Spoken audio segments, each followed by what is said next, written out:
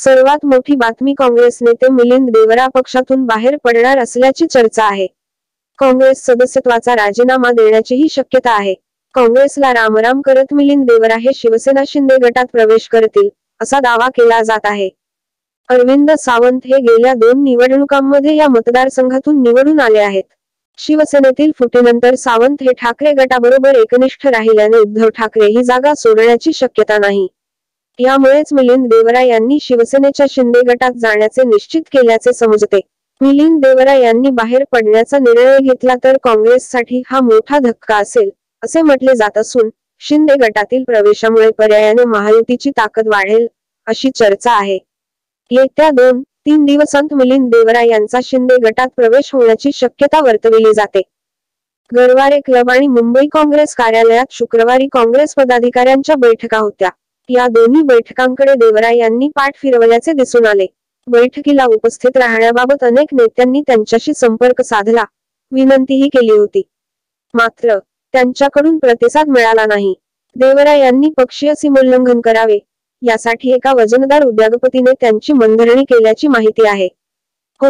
शिंदे गटात प्रवेश केल्यानंतर देवरा यांना केंद्रीय मंत्रिमंडळात स्थान दिले जाणार असल्याची माहिती मिळाली आहे. मिलिंद देवरा हे माजी मंत्री आणि माजी खासदार राहिलेले आहेत. दक्षिण मुंबईमध्ये गुजराती, मारवाडी, जैन समाज आहे. तो मोठ्या प्रमाणात मिलिंद देवरा यांच्या संपर्कात आहे. तसेच देवरांनी सातत्याने तिथे काम केलेले आहे. एक मेट्रोपॉलिटिकल चेहरा म्हणून मिलिंद देवरा यांच्याकडे पाहिले जाते. दक्षिण मुंबईतील उच्चभ्रू वस्त्यांमध्ये त्यांचे नाव देखील आहे. कुलाबा, वरळी, लालबाग, परळ या भागांत त्यांनी मोठे काम केले आहे. अशातच महायुतीलाही एका चेहऱ्याची गरज आहे. त्यामुळे महायुतीतील घटक पक्ष मिलिंद देवरांकडे एक पर्याय म्हणून पाहत असल्याची माहिती मिळत आहे. काही दिवसांपूर्वी संजय राऊत यांनी वक्तव्य केले होते की दक्षिण मुंबईवर आमचा, ठाकरे गटाचा दावा आहे आणि तिकडे उमेदवार देखील आमचाच असणार आहे. मिलिंद देवरांच्या नाराजीसाठी हेच कारण ठरले, अशा चर्चा राजकीय वर्तुळात रंगल्याचे पाहायला मिळत आहे.